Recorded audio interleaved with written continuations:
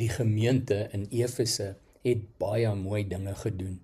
Ons lees dit in die brief aan hulle wat in Openbaring 2 opgeteken is. Hulle het hard gewerk, hulle het vals leraars uitgeken en hulle het vasgestaan toe dit swaar gegaan het. Van buite af het alles goed gelyk, maar toe sê Jesus vir hulle: "Ek hou dit teen jou dat jy jou eerste liefde versaak het. Jy het my nie meer so lief soos in die begin nie." Hoe bitter hartseer is dit nie as 'n mens so iets van 'n lewensmaat of 'n goeie vriend sou hoor nie. Ons leer iets baie belangriks uit daardie brief. Jy kan nog steeds reg glo, reg praat, pligsgetrou dien en nogtans innerlik ver van die Here af wees. 'n Mens kan so gewoond raak aan die geloofspad dat jou hart stil begin afkoel. Routine het dalk verhouding vervang. Werk en besig wees, selfs met kerksake, kan intimiteit verdring en voor jy jou kom kry, doen jy nog baie goed, selfs baie vir die Here ook, maar met minder vuur in die hart. Jy weet jou liefde koel af wanneer tyd saam met Jesus soos 'n plig begin voel eerder as 'n vreugde. Wanneer jy nog bid, maar sonder enige verwagting of intimiteit.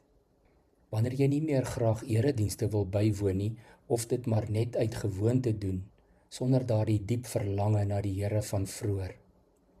Nog tekens is wanneer gehoorsaamheid bloot 'n gewoonte word, en wanneer sonde jou minder ontstel as vroeër. Dit is gevaarlike tekens, maar dit is nie die einde nie. Jesus se antwoord is nie om jou weg te stuur nie. Hy sê, onthou, draai terug en doen weer wat jy vroeër gedoen het. Met ander woorde, gaan terug na die begin. Dink weer aan waar jy Jesus oorspronklik ontmoet het. Dink weer aan sy onbeskryflike genade. Dink weer aan daardie eerste blydskap toe jy geweet het, hy het my ook lief. Jesus vra vandag nog dieselfde vraag, het jy my lief? Nie, is jy besig nie? Nie, weet jy genoeg of doen jy genoeg nie? Maar, het jy my lief? Dit is waar alles begin. Die Here wil nie net ons hande hê nie, maar ons harte ook.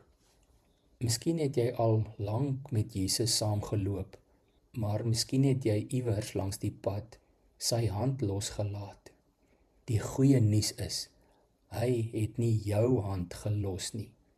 Hy staan nog steeds met uitgestrekte hande. Vat net weer sy hand, loop weer saam met hom, want die geloofspad gaan nie oor mooi vertoon nie, maar oor liefde vir 'n persoon, liefde vir Jesus. Kom ons bid saam. Here Jesus, hier vat ek vandag weer u hand stywer vas. Trek my nader aan u, maak my hart weer warm vir u. Leer my om u weer met my hele hart lief te hê. Amen.